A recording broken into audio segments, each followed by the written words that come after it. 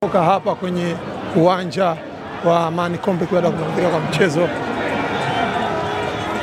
Mzee Shimako. Salama, habari yako? Salama. Ni huzuni kwa taifa zima. Tumepoteza finali kwenye ardhi ya nyumbani. Ulikuwa ni mchezo wa namna gani? Ulikuwa mchezo mzuri kwa kweli. Simba wamecheza vizuri sana na wanastahili pongezi. Bahati haikuwa ya kwetu, lakini na refa vile vile alikuwa achezeshi mpira ilivyokuwa inatakiwa kuchezwa. Kwa hiyo imechangia kwa kiasi kikubwa kupoteza. Ilikuwa nacheza pungufu kipindi karibu cha nzima cha pili, lakini pungufu mchezaji mmoja, lakini naye tukaweza kufunga goli la pili, lakini wakakataa. Kwa watu wengi ambao wameona wamesema ulikuwa ni mpira halali kabisa, lakini fijisu yao ikafanya mpira ionekana kama si goli. Kwa hiyo nasema tu hatukutegemea kuchukua kikombe. Mpango wetu ilikuwa kufika nusu fainali, tukavuka nusu fainali, lakini binadamu anakuwaga na tamaa, akifika nusu anataka nzima. Kwa hiyo tulipofika fainali ni hatua kubwa sana, lakini vile vile tuliingia na tamaa kuchukua. Tungeweza kuchukua, lakini mwisho wa siku ni Mungu ndio anayepanga kwamba tungeweza kuchukua au tusingeweza kuchukua. Kuna story kwamba mwamuzi huyo anachezesha leo mlimkataa, mliandika barua kafu kwamba hamna imani naye. Mlikiona hiki ambacho kimetokea leo? Mimi kwa kweli sijui, maana mimi sio kiongozi kwamba kama viongozi waliandika, lakini imeonekana wazi kwamba refa alikuwa anapendelea sana upande mmoja. Kwa hiyo ndio hivyo, lakini mwaka huu mnavyojua kwamba mwalimu alikuwa anasema anapanga timu na kupanga timu akapata mafanikio kuweza kufika fainali. Kwa mwakani tukiongeza wachezaji wawili watatu, inshallah tutafika tena nusu au tutafika fainali. Kwa hiyo wapenzi wa Simba wasivunjike moyo, huu ndio mwanzo. Kwa hiyo tutafika mbali tena mwakani. Kwa hiki mlichokiona, mnaiona Simba bora inayokuja na siku za usoni, kwa maana ya kocha David kwa namna alivyotengeneza kikosi chenu? Ni wazi kutakuwa na Simba bora zaidi kuliko mwaka huu. Maana na yeye mwenyewe ameshawahi kusema kwamba kafika kwenye 75, 80.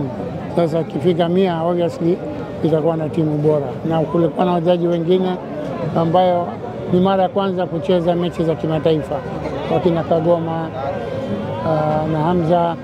Kwa hiyo wamepata experience, kwa mwakani wataweza kucheza vizuri zaidi. Mzee Dewji, la mwisho, kweli mwaka tutamwona Faisal Salum kwenye jezi nyekundu? Inshallah Mungu akijalia. Inshallah Mungu akijalia. Faisal atakuwa mnyama? Ndio. Kila kitu kimeenda sawa? Ndio. Ni mkataba wa muda gani? Hiyo viongozi ndio wanajua. Sawa, neno lako kwa mashabiki wa Simba kwa hiki kilishatokea, sasa wanatakiwa mrudi Dar es Salaam mjiandae na mchezo wa Singida? Sasa tunatakiwa kusahau haya, tuungane tena tukamaliza ligi yetu na kombe la shirikisho. Kwa hiyo hayo yamepita.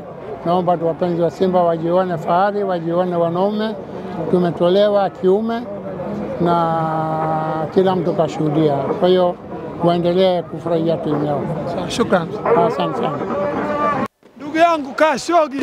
Kashogi. Hivyo ndio mpira. Inabidi watuambie tu, kama wanataka wenyewe Arabu tu ndio wanashiriki, tujue moja, kwa sababu nadhani mmeona refa hakuwa upande wetu. Matukio yote amekuwa akipuliza against sisi. Sasa ijulikane tu moja, kama wanataka wao wanachukua makombe wenyewe, waje wakae nao washiriki wenyewe, wasitushirikishe. Kweli kabisa, wasitushirikishe. Wenyewe ambaye kushiriki. Hataki kushiriki kabisa. Hataki kushiriki. Sisi next time tuko kama hivi, tuko wa kwanza, tumechukua kombe, yani wacheze wenyewe, sisi tucheze tu haya makombe yetu tuliozoea bwana. Lakini unakubali ngoja Kashogi, unakubali kwamba leo mmekutana na mfupa mgumu? Hapana, hatujakutana na mfupa mgumu. Mfupa laini kabisa. Ulikuwa unalika vizuri. Kushangilia ubingwa sio tatizo. Nikwambie ipo siku utasababisha maafa. Ipo siku utasababisha maafa. Mimi nakwambia ipo siku utasababisha maafa, na itakuja kuwepo historia kuwa tuliwahi kuua katika viwanja vyao. Kwa nini? Tutakuja kuua. Yaani mimi nakwambia hasira ambazo nilikuwa nazo leo, yule refa kwa chochote ningeweza kumfanya. Mimi nakwambia sema tu kwa sababu tunafuata sheria za nchi, tusije tukamwangusha Mheshimiwa Rais Mwinyi kuonekana kama tumefanya fujo katika nchi yake, lakini ama hakika acha amani itawale. Basi mmepoteza kombe mbele ya Rais Mwinyi marehemu, na leo tena mmepoteza kombe mbele ya mtoto wake Mwinyi. Unadhani ni moment ya kiasi gani Hussein Mwinyi sasa? Sio sisi sasa. Aulizwe Hussein Mwinyi, kadhalilika yeye na babake. Sio sisi tena. Sio sisi. Kadhalilika yeye na babake, sio sisi. Kwa nini? Sisi hatujadhalilika, sisi tumeonewa. Sisi tumeonewa, kadhalilika Rais Mwinyi na babake. Sisi hatujadhalilika. Tumeonewa? Tumeonewa. Tumeonewa sisi. Kadhalika Mheshimiwa Rais Mwinyi na marehemu babake. Mlimwahidi kombe? Tumemwahidi kweli, wameshindwa kufanya yawezekanayo ili tuchukue kombe. Lakini mlimwahidi. Tulimwahidi ndio. Sasa Mwinyi nataka afanyeje? Nani? Unataka Rais Mwinyi afanyeje? Kuna ubaya ubwela ungetendeka tu. Ubaya gani? Ubaya ubwela ungetendeka, sasa tumegeuziwa huo ubaya. Tumekubali, tumechukua ubaya ubwela. Tumekubali. Kashogi, safari ipo? Safari ipo. Ipo. Bwana Mwinyi ndo anaondoka, rais huyo. Sawa, anaondoka bwana. Anaondoka ila bila kombe. Rais anaondoka bwana. Anaondoka bila kombe. Tumemtia aibu bwana. Yeye mwenyewe na watu wake. Sio sisi tena. Safari ya Mheshimiwa Rais Mwinyi unaondoka hapa baada ya kukabidhi kombe la shirikisho barani Afrika. Hakika ulikuwa ni mchezo mzuri, msafara wake pasina shaka kama Mtanzania, ikiwa kama rais kwa namna moja ama nyingine, mdau wa michezo namba moja hapa visiwani Zanzibar, imemuuma kombe kulipoteza mbele ya macho yake. Bila shaka President Mwinyi imemuuma mambo kama hivyo unavyoona. Baruti sio jambo la kuuliza baruti hapa visiwani Zanzibar, ni jambo la kawaida tu kabisa hapa visiwani Zanzibar. Ni sherehe na nderemo kwa RS Berkane wakishangilia ubingwa wao baada ya kutoa sare dhidi ya Simba Sports Club. Kinachobaki ni sherehe kwa upande wao na huzuni kwa upande wa Simba. Bila shaka furaha kwao imetawala Morocco na viunga vyake, Marrakesh, Berkane na sehemu nyingine, wakifurahia ubingwa wa kombe la shirikisho barani Afrika. Mbele yako ni msafara wa rais wa serikali ya mapinduzi visiwani Zanzibar, Hussein Ali Mwinyi. Yeye ndo alikuwa mgeni rasmi.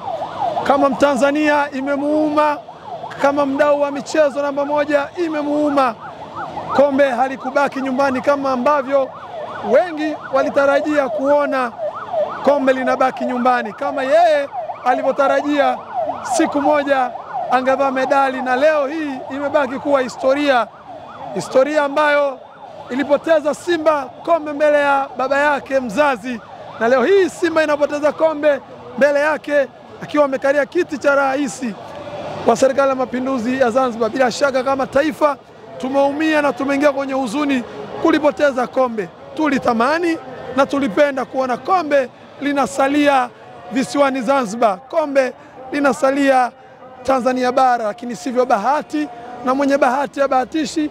Ni huzuni kwetu na furaha kwa RS Berkane, lakini huu ni msafara ambao Rais Mwinyi amekuja nao hapa kwa ajili ya kukabidhi kombe, na alitamani kombe angemkabidhi kapteni wa Simba Sports Club Mohamed Hussein Shabalala, lakini sivyo bahati, kombe limeenda kwenye upande wa Berkane. Maneno yamekuwa mengi, kila mmoja amezungumza lake. Kuna kuonewa, kuna kudhulumiwa, kuna vitu vingi vimefanyika, lakini Rais Mwinyi aliahidi ubingwa kwa Simba angewapa zawadi. Lakini namna ameona vijana wake walivyopambana, na yeye kama mdau wa michezo, mlezi wa michezo, baba wa michezo, kuna namna anaweza akafanya kuhakikisha kwamba Simba hawaondoki patupu.